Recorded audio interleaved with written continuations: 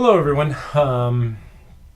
This video is meant to offer a demonstration of DataStax Enterprise Search geo-spatial analytics. This demonstration comes from a series of documents that I write called DataStax Developers Notebooks. I write it monthly. I write it in response to customer questions.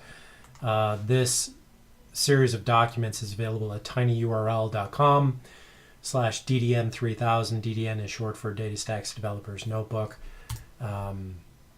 If you also Google DataStax Developers Notebook, I believe it's also the #1 non-advert hit that comes back. In March of 2018, I wrote about 70 pages on DSE Search and general text analytics.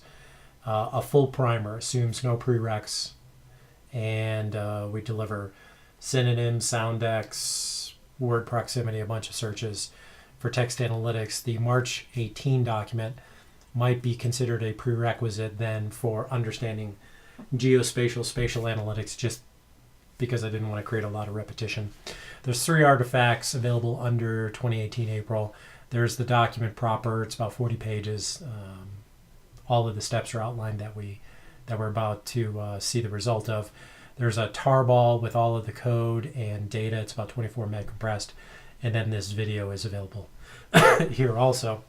The application is written in Python just because I like the brief amount of code it offers, using Flask, the DataStax Enterprise client-side driver.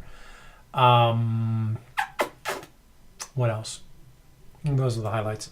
It's a single-page app. Above this gray bar is a consistent Google Maps API. I give you instructions how to get a Google Maps API key value.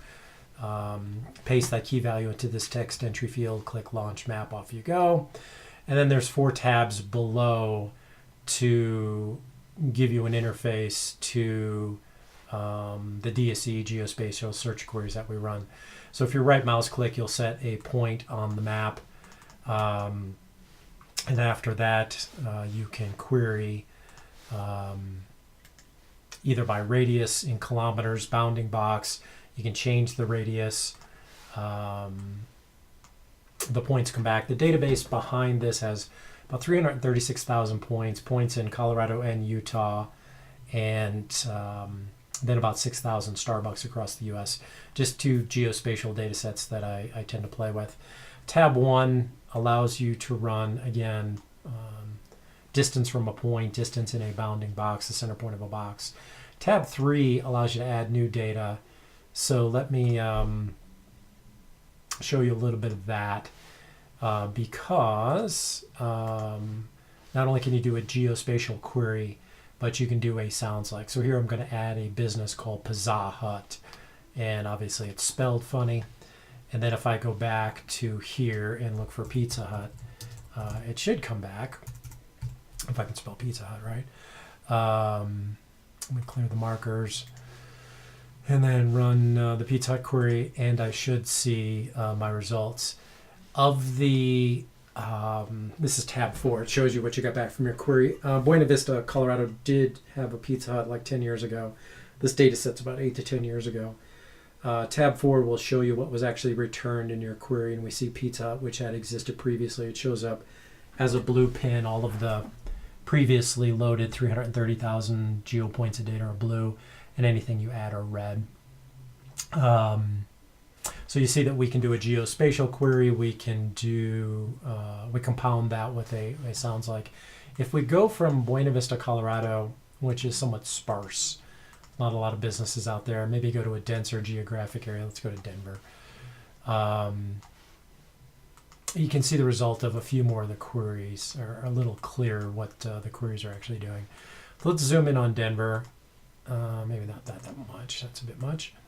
And let's clear Pizza Hut, although certainly you expect Denver has Pizza Huts.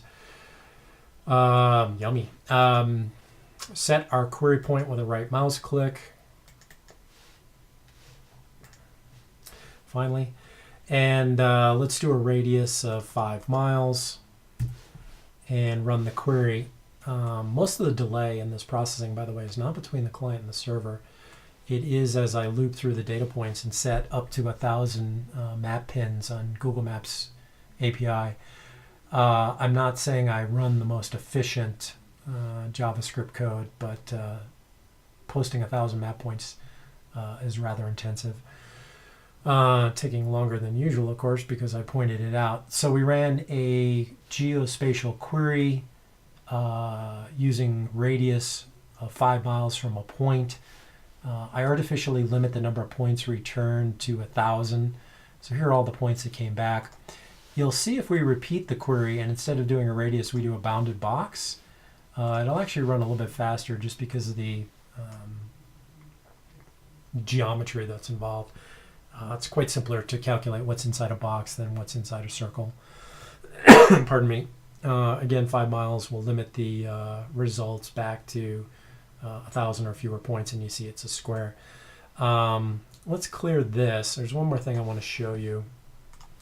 I did this in response to a customer. He wanted to see distance from a point and also polygon. So now if I, from tab 2, right-click like 4 times to set the bounds of a polygon, and the DSE Search geospatial software can handle more than a 4-sided polygon, but for the UI I wanted to keep it simple.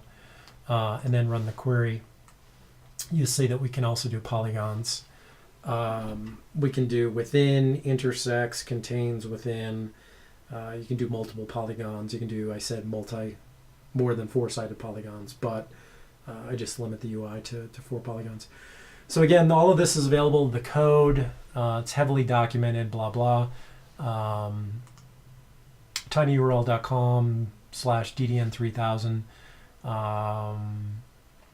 The document describing everything we just did, and in full detail, all the program code is documented, and all the data sets are included too. I had to keep it under 24 meg because of limitations on GitHub, but